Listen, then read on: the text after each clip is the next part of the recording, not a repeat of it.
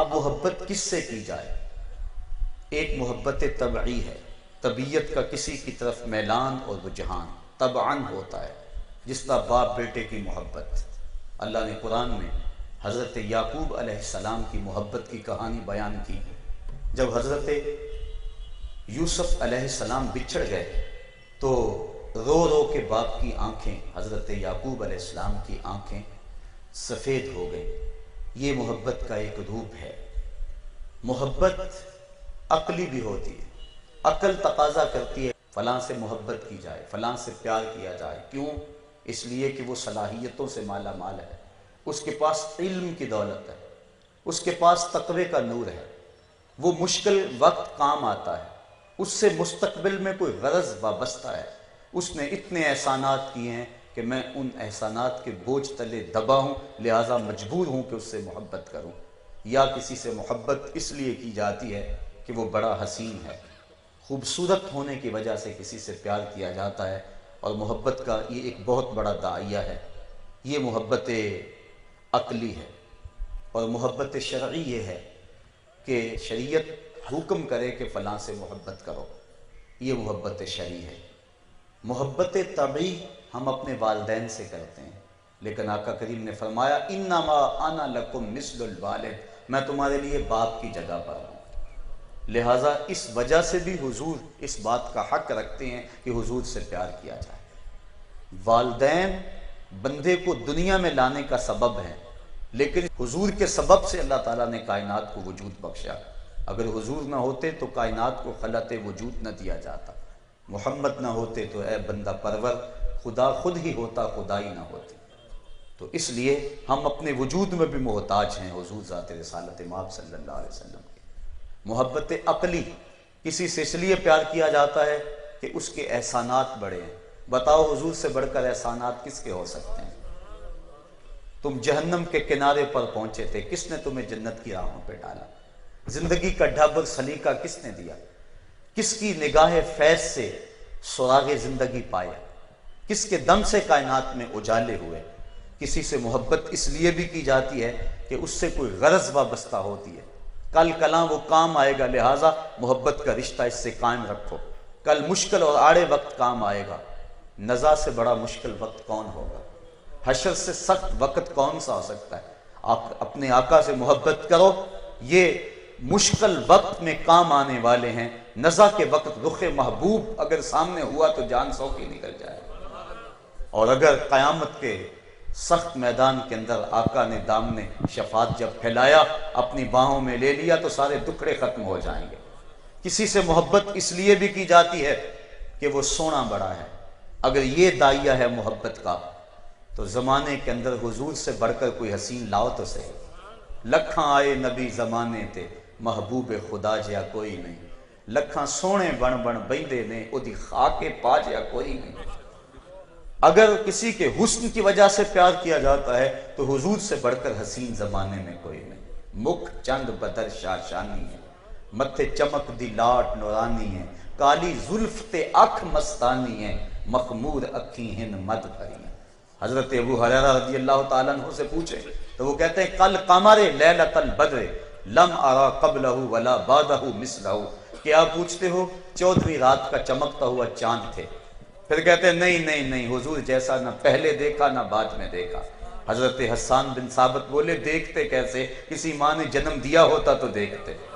خدا نے وہ سچائی پن چھڑیا جدے وچ محمد نو ٹالیا سی۔ خدا نے حسینہ جمیلاں دا منہ موڑ دیتا، محمد بنا کے قلم توڑ دیتا۔ ایسا حسین پیکر تراشا رخ کہ آئینے میں مصور جڑا ہوا، چہرے کی ہر لکیر پہ قرآن لکھا ہوا۔ اعلیٰ حضرت حسن رسول کو دیکھتے ہیں تو کہتے ہیں بلبل نے گل ان کو کہا، قمری نے سروے جاں فضا، حیرت نے جھنجھلا کر کہا یہ بھی نہیں وہ بھی نہیں، خورشید تھا کس زور پر کیا بڑھ کے چمکا تھا قمر، بے پردہ جب وہ رخ ہوا یہ بھی نہیں وہ بھی نہیں۔ کسی سے اگر اس لیے پیار کیا جائے کہ وہ سونا بڑا ہے تو آؤ اس محبوب کی چوکھٹ پہ آئیں۔ اذا سرّا استنارا وجہہ، جب مسکراتے ہیں چہرے کی لکیروں سے نور نکلتا ہے۔ اذا ضحک یتلالو فی الجدر، جب مسکراتے ہیں سامنے والی دیواروں پہ عکس پڑتا ہے۔ اذا تکلم رویا کالنور یخرج من بین ثنایاہ، جب بات کرتے ہیں تو سنایا دانتوں سے نور کی کرنیں چھن چھن کے نکلتی. اگر کسی سے اس لیے پیار کیا جاتا ہے کہ وہ سونا بڑا ہے تو حضور سے بڑھ کر حسین زمانے میں کوئی نہیں. اتنا حسین کہ محبوب خدا ٹھہرا، اتنا حسین کہ خدا کا بھی محبوب ٹھہرا. اعلیٰ حضرت کیا خوب کہا جس کا حسن اللہ کو بھی بھا گیا. ایسے پیارے سے محبت کیجئے، آؤ اس محبوب کی چوکھٹ میں آئیں. کائنات کا ایک ایک ذرہ جس کے پیار میں سلگ رہا ہے. صحابہ ہیں تو پیار کر رہے ہیں، کائنات کا ایک ایک ذرہ پیار کر رہا ہے. شجر و حجر اس محبوب کے پیار کی آگ میں جل رہے ہیں. آقا کریم نے ارشاد فرمایا لا یؤمن احدکم حتی اکون احب الیہ من والدہ وولدہ والناس اجمعین. اتنی دیر تک کوئی شخص کامل مومن نہیں ہو سکتا جب تک اپنے والدین سے، اپنی اولاد سے، بلکہ کائنات کی ہر شے سے مجھے زیادہ محبوب نہ جانے. اور ایک حدیث میں ارشاد فرمایا لا یؤمن احدکم حتی اکون احب الیہ من نفسہ. اتنی دیر تک کوئی شخص کامل مومن نہیں ہو سکتا جب تک اپنی جان سے زیادہ مجھے محبوب نہ جانے. حضرت عمر فاروق نے عرض کی حضور ہر شے سے زیادہ آپ مجھے محبوب ہیں لیکن جان سے زیادہ محبوب نہیں. اندر کی کیفیت نو کے زبان پہ لے آئے. کہا سچی بات بتا رہا ہوں، آپ جان سے زیادہ محبوب نہیں ہیں. کہا عمر پھر ایمان کی تکمیل نہیں ہوئی. فوراً عرض کی حضور آپ مجھے جان سے بھی زیادہ محبوب ہیں. قالا الان یا عمر، کہا عمر اب کام بن گیا. اب اتنی جلدی کیسے کہہ دیا کہ جان سے بھی زیادہ آپ محبوب ہیں؟ صوفیہ فرماتے ہیں حضور کی نظر بھی تربیت کرتی ہے اور حضور کی گفتگو بھی تربیت کرتی ہے. جب کہا حضور میری تو یہ کیفیت ہے کہ جان سے زیادہ آپ محبوب نہیں ہیں، حضور نے نظر اٹھا کے دیکھا، ایمان کا لیول بڑھ گیا. اب فوراً دوبارہ دیکھا تو حضور جان سے بھی زیادہ محبوب تھے. حضرت علی المرتضیٰ فرماتے ہیں حضور ہمیں اہل سے زیادہ محبوب تھے، حضور ہمیں جو ہے وہ اپنے گھر سے زیادہ محبوب تھے، حتیٰ کہ سفر کے اندر ٹھنڈے پانی سے زیادہ ہمیں محبوب تھے. اور آقا کریم نے ارشاد فرمایا جس نے میرے ساتھ پیار کیا کل جنت میں وہ میرے ساتھ ہوگا. آئیے حضرت زید بن حارثہ رضی اللہ تعالیٰ عنہ کی کہانی سنیں. یہ حکیم بن حزام ان کو منڈی سے خریدتے ہیں اور اپنی پھپھی حضرت خدیجہ الکبریٰ کو یہ غلام تحفہ دیتے ہیں. جب سیدہ خدیجہ کا حضور سے نکاح ہوتا ہے تو وہ باقی سب کچھ جس طرح حضور کے ہاتھوں میں دے دیتی ہیں، عرض کرتی ہیں یہ مال میرا نہیں آپ کا ہے. وہ غلام بھی حضور کو دے دیا، آقا کریم نے آزاد کر لیا. زید بن حارثہ کا باپ حارثہ اپنے بیٹے کو کریا کریا بستی بستی تلاش کرتا پھرتا ہے. بوڑھا ہو گیا، بیٹے کو ڈھونڈتا ڈھونڈتا. زمانہ جاہلیت میں لوگ کعبۃ اللہ میں حج کے لیے آیا کرتے تھے. کوئی قافلہ اس کے علاقے سے آیا، انہوں نے پہچانا اور جا کے بتایا. حارثہ اور اس کا بھائی کعب دونوں مکہ المکرمہ. ابھی حضور نے اعلان نبوت نہیں فرمایا تھا. کہا سنا ہے ہمارا بیٹا آپ کے پاس ہے، آپ جو فدیہ لینا چاہیں ہم دے دیتے ہیں، آپ ہمارا بیٹا ہمارے سپرد کر دیں. آقا کریم نے فرمایا میں بیٹے کو بلاتا ہوں، اگر وہ تمہارے ساتھ جانا چاہے گا تو میں فدیہ نہیں دوں گا، اور اگر وہ نہ جانا چاہے تو میں فدیے کے لیے اس کو تمہارے ساتھ بھیج نہیں سکوں گا. انہوں نے کہا ٹھیک ہے بلاؤ. انہیں پتا تھا بیٹا آئے گا، بچھڑے ہوئے باپ کو دیکھے گا، لپٹ جائے گا اور میرے ساتھ روانہ ہو جائے گا. جب حضرت زید بن حارثہ آئے، باپ کو دیکھا، پہچان لیا، محبت کی. باپ نے باہوں میں لیا اور خوب رویا اور پھر کہا زید ہمارے ساتھ چلو. کہا یہ در تو نہیں چھوڑ سکتا، یہ چوکھٹ تو نہیں چھوڑ سکتا. اور کہا ابا جی کبھی اداس ہو جائے تو ملنے آ جایا کرو، یہ چوکھٹ تو میں مر کے بھی نہیں چھوڑ سکتا. تمہاری زلف کے قیدی نرالی شان رکھتے ہیں، کبھی مانگا نہیں کرتے رہائی یا رسول. کہا میں تو یہ چوکھٹ نہیں چھوڑ سکتا. اب حضرت زید بن حارثہ کے والد اور ان کے بھائی کعب پریشان ہو گئے کہ یہ بیٹا ہے، ہمارا نسب ہے، اور کیا بول رہا ہے. کہا بیٹا تم کیا کہہ رہے ہو؟ کہا ابو اللہ کی قسم مجھے ماں باپ سے زیادہ پیار اس گود میں ملا ہے. اور پھر حضور نے حضرت زید کی جب اس محبت کو دیکھا اپنی باہوں میں لیا اور سمیٹتے ہوئے کہا لوگو آج کے بعد زید میرا بیٹا ہے، اور فرمایا میں اس کا وارث ہوں اور یہ میرا وارث ہے. جب حارثہ نے اس منظر کو دیکھا تو وہ کہنے لگا اب مجھے پریشانی نہیں ہوگی، گھر سے زیادہ محبت زید کو تو مصطفیٰ کی چوکھٹ پہ ہے. آؤ تمہیں ایک اور پیار کی کہانی سناؤں. محبت کا ایک اور قصہ سناؤ۔ اللہ کے محبوب علیہ السلام حجرہ عائشہ سے نکلے اور منبر پہ تشریف فرما ہوئے، صحابہ منتظر ہیں، آقا گفتگو کا آغاز کرنے لگے۔ ابھی الفاظ کی ترتیب ہی بن رہی تھی کہ ایک سمت سے رونے کی آواز آئی۔ صحابہ دائیں بائیں دیکھتے ہیں، رونے والا نظر نہیں آتا۔ پھر اچانک دیکھا کہ ایک سمت کھجور کا خشک تنا ہے جس سے سسکیوں کی آواز آ رہی ہے۔ آج پہلے دن حضور منبر پہ بیٹھے تھے، پہلے اس تنے کے ساتھ ٹیک لگا کے واز کیا کرتے تھے، کبھی حضور اس کے اوپر ہاتھ بھی رکھ لیتے۔ آج کسی انصاری نے منبر بنایا کہ حضور لوگ زیادہ ہو گئے، آپ منبر پہ بیٹھ جایا کریں، تنے کو اٹھا کے ایک سمت رکھ دیا اور حضور کے لیے منبر بچھا دیا۔ آقا حجرہ سے نکلے، راستے میں تنا پڑا تھا، اس کے قریب سے گزر کے آپ منبر پہ بیٹھ گئے۔ اس کو جدائی کا منظر گوارا نہ ہو سکا۔ فصاح النخلۃ سیاہ الصبی، وہ کھجور کا تنا اس طرح روتا ہے جس طرح بچہ بلک کے روتا ہے۔ بلکہ حضرت جابر رضی اللہ تعالی عنہ سے روایت ہے، وہ فرماتے ہیں کہ کہانین ناقۃ الخلوج، جس طرح اونٹنی کا بچہ بچھڑ جائے اور وہ چیخیں مارتی ہے، ہم نے اس کو اس طرح روتے ہوئے دیکھا۔ اور بخاری شریف کے اندر روایت ہے کہ اس قدر رو رہا تھا صحابہ کو لگتا تھا کہ پھٹ جائے گا۔ اور ابن حبان نے جو روایت نقل کی ہے وہ کہتے ہیں ہاں جب اس کا درد بڑھا تو واقعی ایسا ہوا حتی ارتج المسجد، اللہ اکبر، یہاں تک کہ مسجد گونج اٹھی، وتساقط البناء وتشقق الجزر، لوگوں نے دیکھا کہ وہ واقعی پھٹ گیا، اس کا جگر ٹکڑے ٹکڑے ہو گیا۔ آج وہ روٹھ گیا تھا، وہ محبوب کو رو رو کے منا رہا تھا۔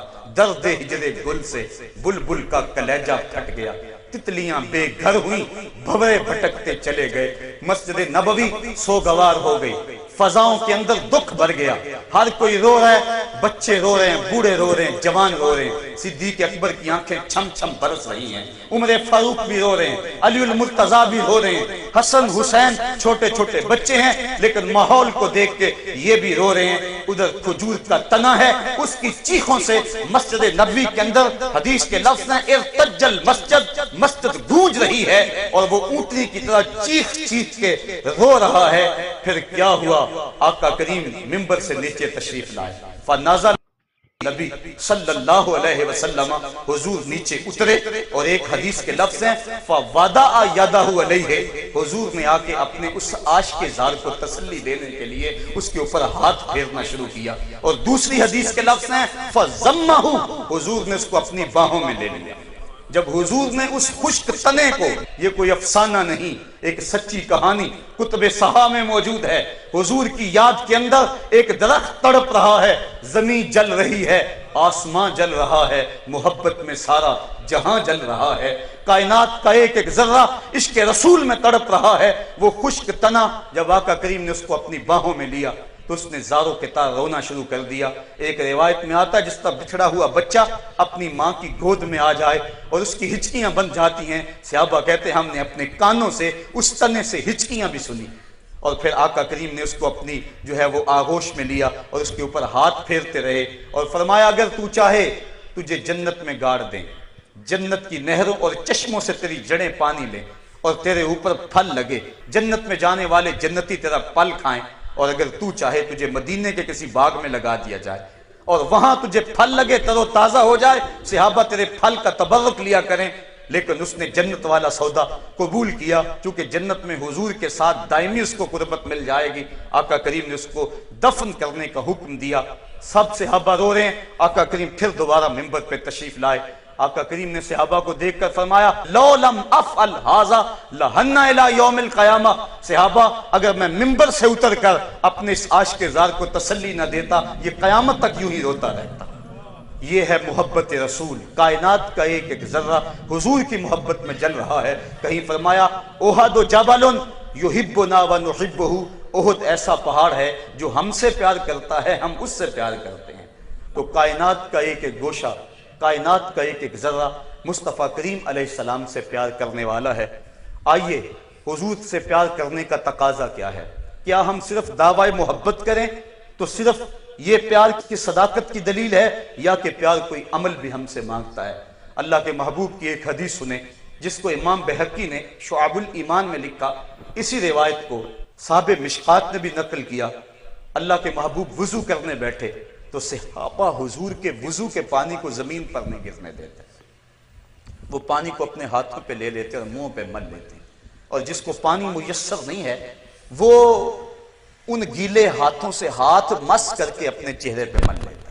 جنہ اکھیاں دل بر ڈٹھا او اکھیاں ہی تک لیاں، تو ملے ہو تا ساجن ملیا ہن آساں ہی لگ رہی۔ جن کو پانی نہیں ملتا وہ گیلے ہاتھوں سے ہاتھ مس کر کے اپنے چہرے پہ مل لیتے ہیں۔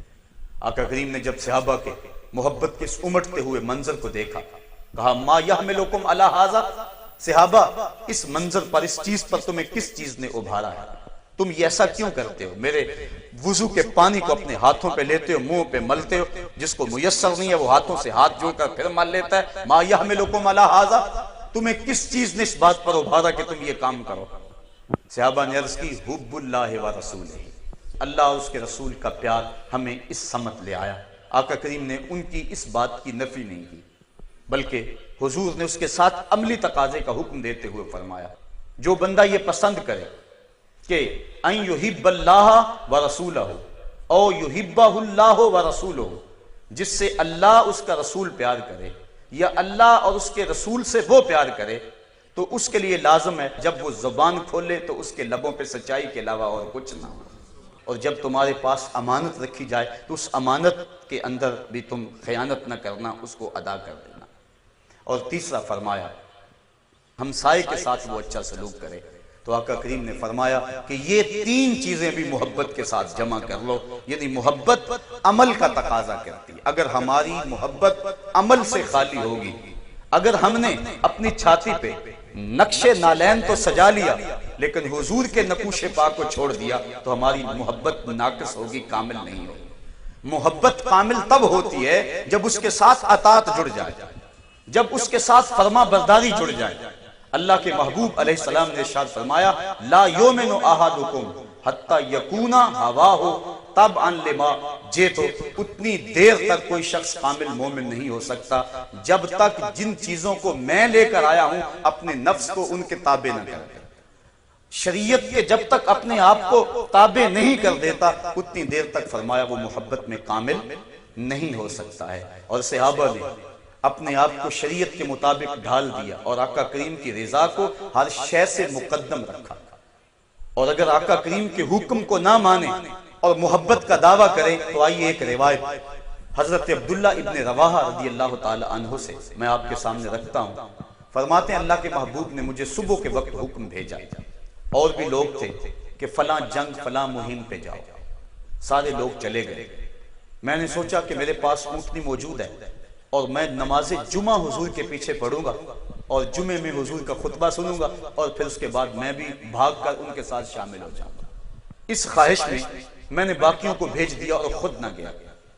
جب نماز جمعہ کے لیے میں حاضر ہوا تو آقا کریم نے جب مجھے دیکھا تو فرمایا اے عبداللہ ابن رواحہ، میں نے حکم بھیجا تھا کہ تم فلاں مہم پہ چلے جاؤ، جنگ پہ چلے جاؤ، تم نہیں گئے۔ عرض کی حضور میں اس لیے رکا کہ میں آپ کے ساتھ جمعہ پڑھ لوں تاکہ اس کی برکتیں مجھ کو نصیب ہو جائیں۔ تو آقا کریم نے فرمایا کہ جب میں نے تمہیں کہا تھا صبح چلے جاؤ تو تم جمعے کے لیے رک گئے۔ کہا اے عبداللہ ابن رواحہ، زمین و آسمان کے درمیان جتنا بھی سونا ہے اس سب سونے کو زمین کی کوک سے نکال کر تم راہ خدا میں خیرات کر دو، جو پہلے چلے گئے ہیں ان کے اجر کو تم پھر بھی نہیں پا سکتے۔ یعنی حضور کے حکم کی تعمیل اور اتباع یہ حضور کی محبت کی جان ہے۔ آقا کریم علیہ السلام کی چاہت کو ہر شے سے مقدم رکھنا یہ تقاضا محبت ہے۔ اللہ کے محبوب علیہ السلام تشریف فرماتے، ایک صحابی حاضر ہوئے اور آ کے بیٹھ کے سلام لیا، آقا نے جواب نہیں دیا۔ عرض کی حضور مجھ سے کون سی غلطی ہو گئی ہے کہ آپ نے میرے سلام کا جواب نہیں دیا؟ آقا کریم نے اس کی انگلی کی طرف اشارہ کیا کہ یہ تیری انگلی میں آگ کا انگارہ ہے، اور حضور نے اس کو پھینک دیا۔ اب کافی دیر مجلس چلتی رہی۔ اس کے بعد جب حضور تشریف لے گئے تو کسی نے اس کو کہا کہ اب انگوٹھی اٹھا لو نا، اپنے گھر لے جاؤ، تم تو نہیں پہن سکتے، مرد کے لیے سونا جائز تو نہیں، عورت کے لیے تو جائز ہے، تو لے جاؤ اپنی بیوی کو دے دینا۔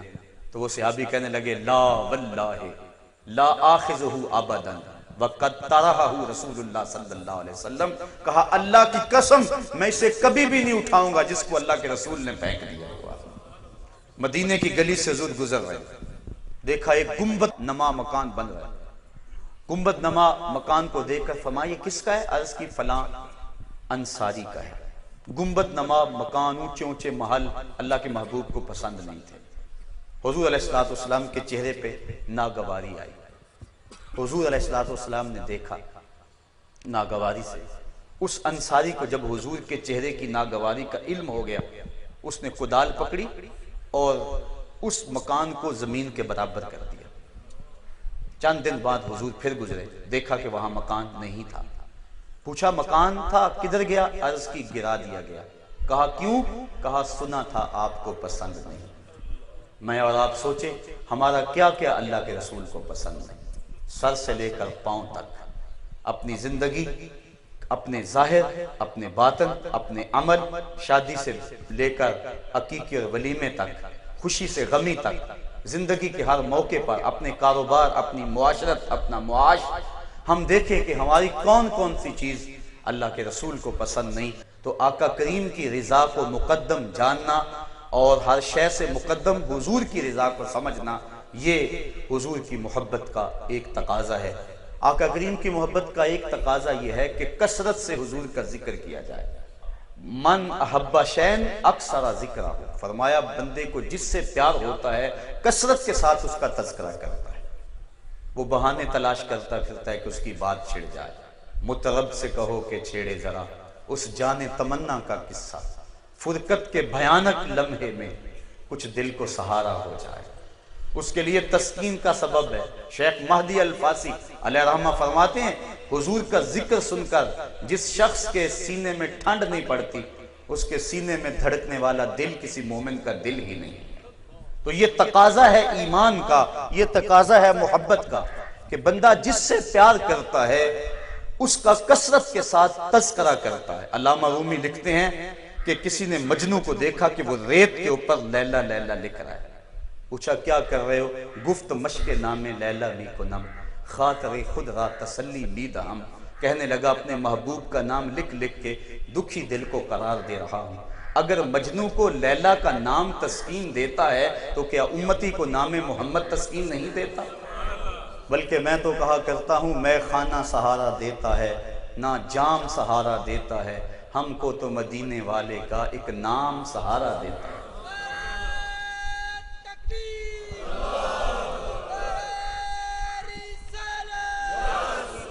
تو بندہ جس کے ساتھ پیار کرے کثرت سے اس کا تذکرہ کرتا ہے، بہانے تلاش کرتا رہتا ہے کہ کوئی موقع ملے تو میں محبوب کا تذکرہ چھیڑ کے بیٹھ جاؤں۔ پیار کا ایک تقاضا یہ ہے کہ بندہ اپنے محبوب کے بارے میں کوئی بات نہیں سن سکتا جو اسے ناپسند ہو۔ حبوں کا شیع یومی و یسم، بندہ جس سے پیار کرتا ہے اس کی محبت میں اندھا بھی ہوتا ہے بہرا بھی ہوتا ہے۔ مطلب کیا کہ نہ اس کی برائی دیکھ سکتا ہے اور نہ اس کی برائی سن سکتا ہے، کرنا تو بجا دیکھ بھی نہیں سکتا۔ یومی و یسم، اس کو محبوب میں عیب نظر نہیں آتا، عیب ہو بھی تو نظر نہیں آتا، لیکن یہ تو مصطفیٰ وہ ذات ہیں کہ جن میں عیب نام کی چیز ہی نہیں ہے۔ خلقت مبرئا من کل عیب کأنک قد خلقت کما تشاء، حضرت حسان بن ثابت فرماتے ہیں حضور کی خدمت میں یہ عرض کی تو آقا کریم نے اللہم ایدہ بروح القدس کا مجدہ دیا، عرض کی کہ آپ کو ہر عیب سے پاک بنایا گیا ہے، لگتا ایسے ہے آپ کے رب نے آپ کو پوچھ کر بنایا ہے۔ تو بندہ جس سے پیار کرے اس کے اندر عیب نہیں دیکھ سکتا۔ اللہ اکبر، اللہ کے محبوب علیہ السلام کی ذات وہ ذات ہے کہ جس میں اللہ نے نقص نہیں رکھا۔ یہ جو کفار تھے نا مکے کے، یہ حضور علیہ السلام کے خلاف بڑی بدزبانی کرتے، لیکن انہوں نے خود کہا ایک دن کہ یار عجیب بات ہو، برا بھلا بھی کہتے ہو، عیب بھی لگاتے ہو اور محمد بھی کہتے ہو۔ حالانکہ محمد کا معنی یہ ہے الذی یحمد حمدا بعد حمد، مرتن بعد مرتن، کرتن بعد کرتن۔ محمد وہ ہوتا ہے جس کی بار بار تعریف کی جائے، تعریف کی جائے دل میں آئے ابھی حق ادا نہیں ہوا پھر تعریف کی جائے۔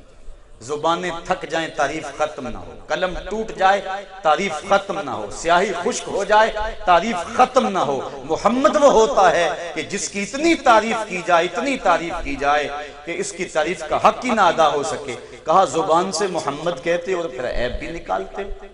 انہوں نے کہا اچھا چلو نام بدل لیتے ہیں، نام رکھ لیا مزمم، اور مزمم اس کا معنی بار بار مذمت کیا گیا، یہ کہہ کے گالیاں دیتے، اپنے خود سے باطن کا اظہار کرتے۔ بخاری شریف کی روایت، آقا کریم نے صحابہ کو کہا دیکھو اللہ نے قریش کا منہ کیسے موڑ دیا، یشتمون مزمما ویلعنون مزمما وانا محمد۔ کہا دیکھو وہ کسی مزمم کو گالیاں دیتے پھر رہے ہیں، وہ کسی مزمم کو برا بھلا کہتے پھر رہے ہیں، میرے رب نے تو مجھے محمد بنایا۔ تو محمد ہوتا ہی وہ ہے جس میں عیب نہ ہو، وہ کمال حسن حضور ہے کہ گمان نقص جہاں نہیں، یہی پھول خار سے دور ہے، یہی شمع ہے کہ دھواں نہیں۔ محبوباں تے نکتہ چینی جڑا کرن تو باز نہیں آندا، اصل منافق جانی اسنو اور جھوٹے پیار جتاؤندا۔ سانو دسیا عشق دے مفتی جڑا مڑ مڑ پیا فرماؤندا، آزم جتھے دل لگ جاوے اتھے عیب نظر نہیں آندا۔ یہاں تو عیب ہے ہی نہیں، محبوب میں تو عیب ہو بھی تو نظر نہیں آتا۔ بادشاہ وقت نے لیلا کو دربار میں بلا لیا، گفت لیلا را خلیفہ کہاں تو ہی، کس تو مجنو شد پریشان و غوی، آز دیگر خوباں تو افزو نیستی، گفت خامش چون تو مجنو نیستی۔ کہا تیرے حسن کا شہرہ ہے، کیس کے ہوش اڑ گئے، ایک شہزادے کو تو نے دیوانہ بنا دیا، گلیوں کی خاک چھان رہا ہے، کیا کرشمہ ہے تیرے حسن میں، مجھے تو کچھ نظر نہیں آ رہا، تیرے سے زیادہ حسین تو میری لونڈیاں ہیں۔ تو لیلا نے لمبا جواب نہیں دیا، دو لفظی جواب دیا، گفت خامش چون تو مجنو نیستی۔ کہا بادشاہ چپ کر جا، تو کوئی مجنو تو نہیں نا، دیدائے مجنو اگر بودے تو راہ، عذب عالم بے خطر بودے تو راہ، تیری آنکھ مجنو والی ہوتی پھر تو مجھے دیکھتا، تو ہوش دارو لیک مجنو بے خودست، در طریق عشق بیداری بدست۔ تو ہوش والا ہے اور مجنو ہوش کو چھٹی دے کر آیا ہے، اور اس کوچے میں جو ہوش کی پونجی لے کر آئے اسے سودا نہیں ملتا۔ اگر لیلا کو دیکھنا ہو تو مجنو کی آنکھ چاہیے، اور اگر مصطفیٰ کو دیکھنا ہو جناب ابو بکر کی آنکھ چاہیے۔ اور اقبال تو کہتا ہے معنی حرفم کنی تحقیق اگر، بنگری با دیدائے صدیق اگر، قوت قلب و جگر گردت نبی، از خدا محبوب تر گردت نبی۔ اور ظہوری نے دو قدم آگے بڑھ کے کہا مکے کی ہواؤں میں، طیبہ کی فضاؤں میں، ہم نے تو جدھر دیکھا سرکار نظر آئے۔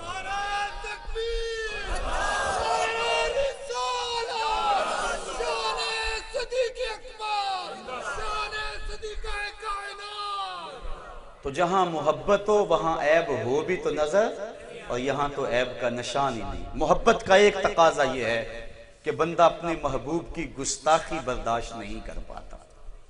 اللہ کے محبوب علیہ السلام جب مدینہ ہجرت فرما کے چلے گئے، ابو سفیان کی بیٹی ام حبیبہ جب حضور کے نکاح میں آئی اور اس کو یہ شرف حاصل ہوا کہ وہ حضور علیہ السلام کی زوجہ بنی اور ام المومنین بنی، صلح حدیبیہ کے معاہدے کی تجدید کرنے کے لیے جب مدینے میں ابو سفیان آیا تو وہ سیدھا گھر آیا، حضور کا بستر لگا ہوا تھا، ابو سفیان آ کے اس بستر پہ بیٹھنے لگا، حضرت ام حبیبہ دوڑی اور جلدی جلدی اس نے بستر لپیٹ دیا۔ ابو سفیان پوچھنے لگا بیٹا کیا ہوا ہے، اس بستر کو میرے قابل نہیں سمجھتی یا مجھے بستر کے قابل نہیں سمجھتی؟ کہا تو مشرک ہے اور مشرک نجس ہے، مصطفیٰ کا بستر پاک ہے، میں یہ گوارا نہیں کرتی کہ تو مصطفیٰ کریم کے بستر پہ بیٹھے۔ کہا بیٹی یہاں آ کر تیرا مزاج بدل گیا ہے۔ اللہ اکبر۔ تو محبت پیدا جب ہو جاتی ہے پھر محبوب کی گستاخی گوارا نہیں ہوتی، وہ اپنا دیس ہو یا ہٹلر کا دیس ہو۔ عامر چینا جان جیسی متاع عزیز لٹا کے بھی عشق کی داستان رقم کرتا ہے اور زمانے کے سامنے عقیدے کا اظہار کرتا ہے، کروں تیرے نام پہ جان فدا، نہ ایک جان دو جہاں فدا، دو جہاں سے بھی نہیں جی بھرا، کیا کروں کروڑوں جہاں نہیں۔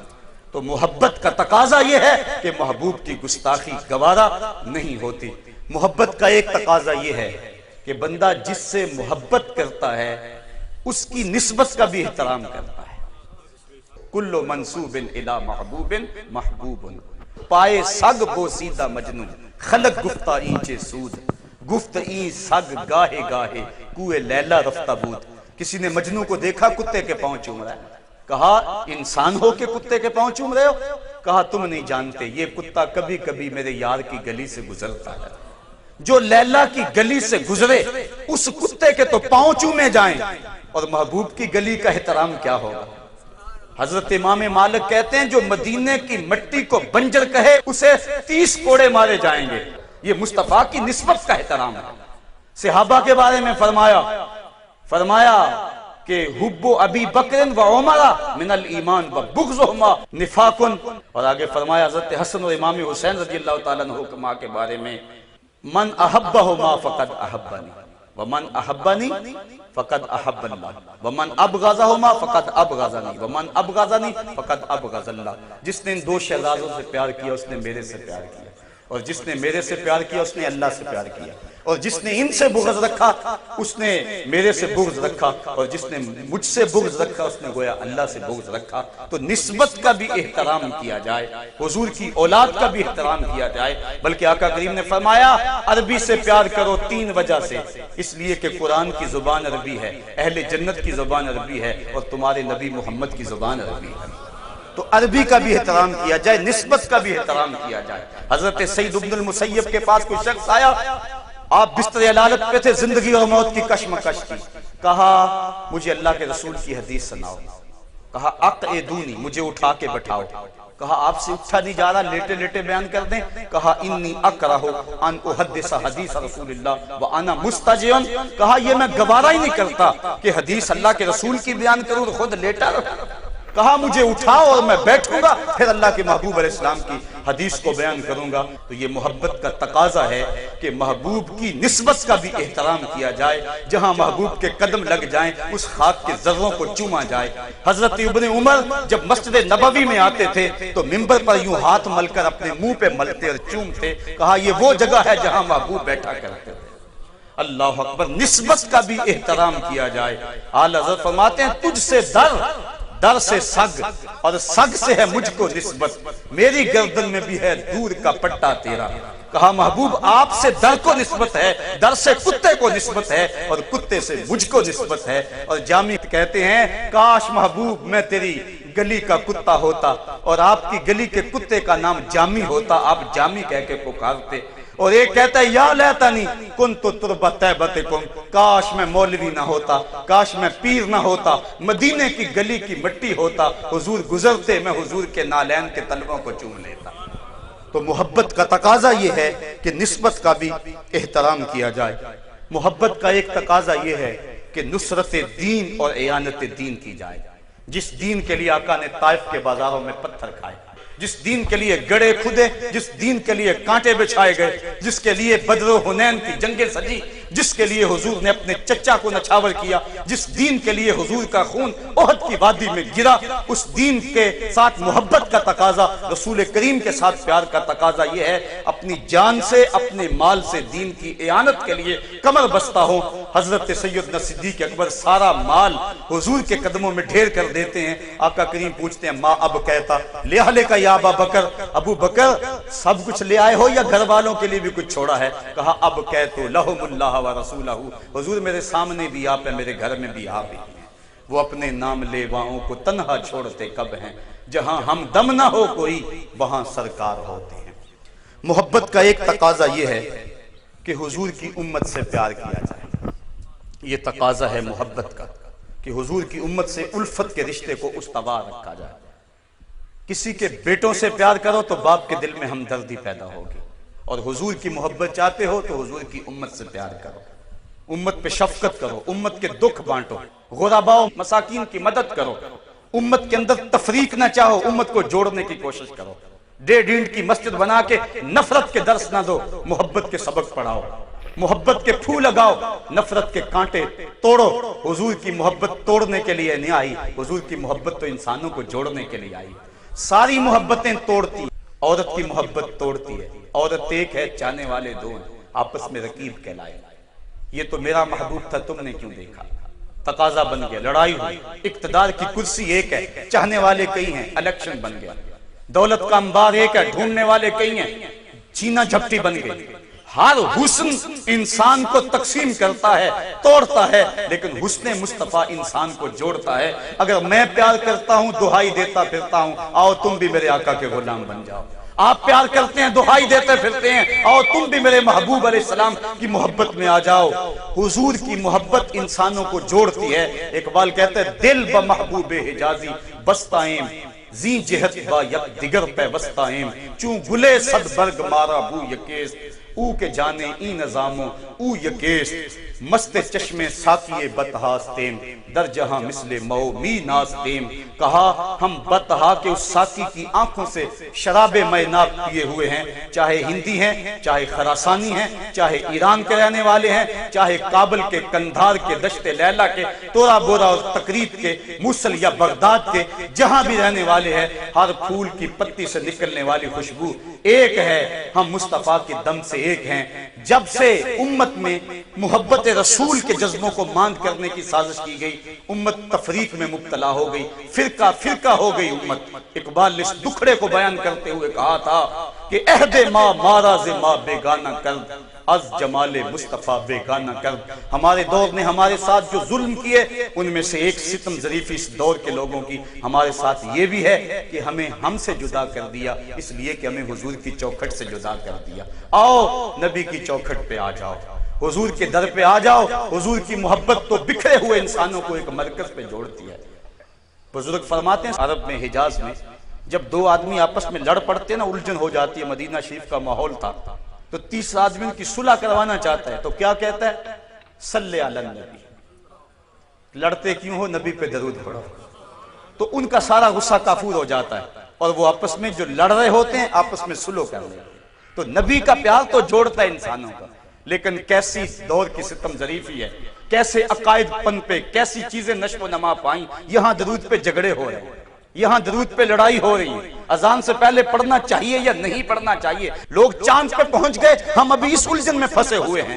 وہاں تو درود سے انسان جڑتے ہیں اور یہاں تفریق ہو رہی ہے درود سے۔ آؤ حضور کی محبت کو سینوں میں بسا لو، حضور کا پیار اپنے دل کے اندر اس کا بسیرا کر لو، یہی زندگی کی بہتری کی ضمانت ہے اور یہی کامیابی کا پیغام ہے۔